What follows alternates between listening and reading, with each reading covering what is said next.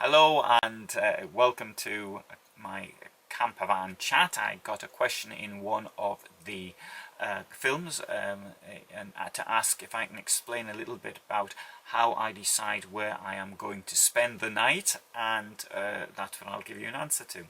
Right now I have spent, I don't know, I suppose getting for 1,500 nights in the van, and how I do it just really depends on what I'm actually doing. So I'll answer the easiest one first. If I'm going from a place to a place and I'm on the motorway, and if I've got a choice, well, if you're on the motorway you've got a choice because there's plenty of places normally to park. You've got the service areas where you've got the filling station, you've got probably something to eat and this type of thing, and you've got the parking areas where there may just be a toilet and nothing else. I'll always go for the parking areas because lots of people go there, and they're going there for a reason, which is to get something, to get some rest.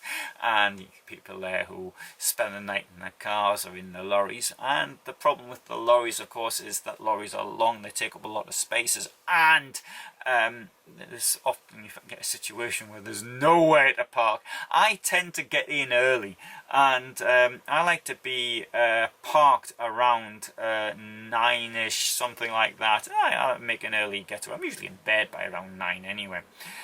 So that's number one. Number two, if I'm traveling somewhere and I see something which I like, I can stop if I see a view that I like, or there's something which historically interests me, I will stop there and have a look at it. Yeah, I've never been moved on, and I think people, if they do show an interest, they want to know what you're doing, where you're going and all the rest of it. So that I'm quite more than happy to actually talk to people about these things. I have had people come up to me to ask how long I intended to stay and that type of thing before. You've got to be careful of not to be on private land. So I think I'm very keen to make sure that we campers don't give a bad name. So if you do go on private land, I mean, I found that when I was 16 years old and camping with a bicycle and the tent on the back, we'd always ask the farmer if we could stop on their land, and never once was I refused. So yeah, do it. And with the van, I don't think people would mind too much. You do, of course, have these systems such as in Germany. You've got their system where you can actually stay on private farms and things like of that nature. I've got a book right here which I shall show you.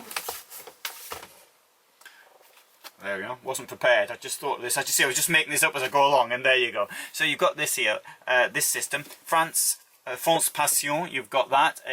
I've got similar systems in Italy, Spain and Switzerland, and there it is. For example, if the farmer let you stop on their land and they want to try and sell you some of the wine, the cheese, the milk, or whatever it is they've got an offer, and if somebody tells me something is traditional produce, I tend to buy it.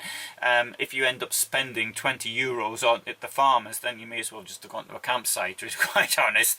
But you do get their food, and that's also a very good placing to do. I don't think a system like this exists in the United States. At least I haven't heard of one. So there's an idea for any of you over there.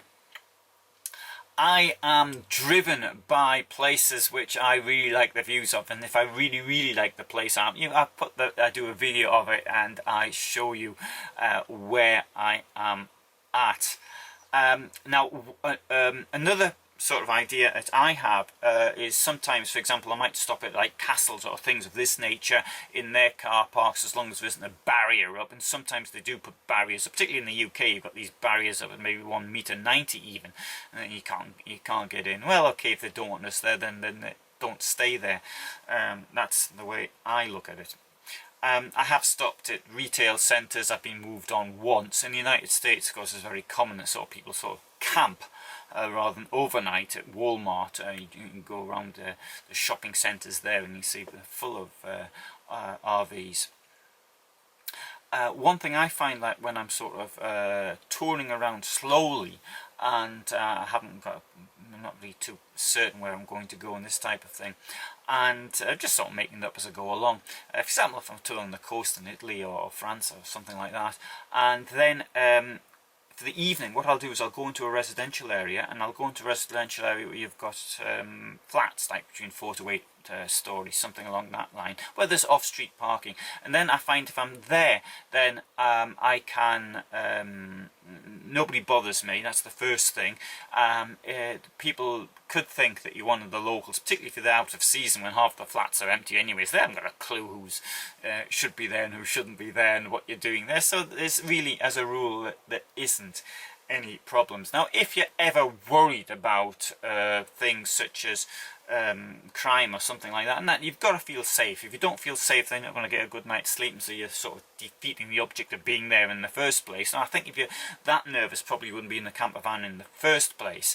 But I think you have to play it by common sense, and so if it's not the sort of area you'd want to live in, then maybe it's not the sort of area you'd want to park your van in. Now, of course, I do appreciate that if you go to another country, then you can't really tell anyway. One thing that always happens with motorhomes is that we sort of follow each other around. So one motorhome stops, then you've got 2 or 3 there. I've noticed this on many times. I stop somewhere, then bang, I got my bike, and I've got several motorhomes with me later. That's I think that's a perfectly normal reaction. Okay, I don't know if I've answered the question properly, but I'll give you a final bit of advice. Is this: if you're unsure and you're touring around, and then go to a petrol station, a filling station, fill up. No, I don't have to fill up. Spend €10, $10, £10, 10 whatever, and so you've got some money off you. Then, which you're going to use anyway.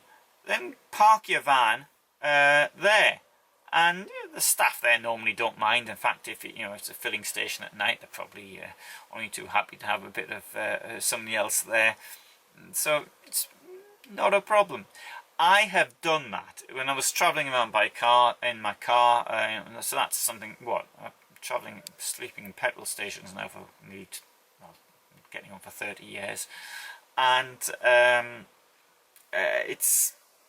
really don't think it's a problem for them.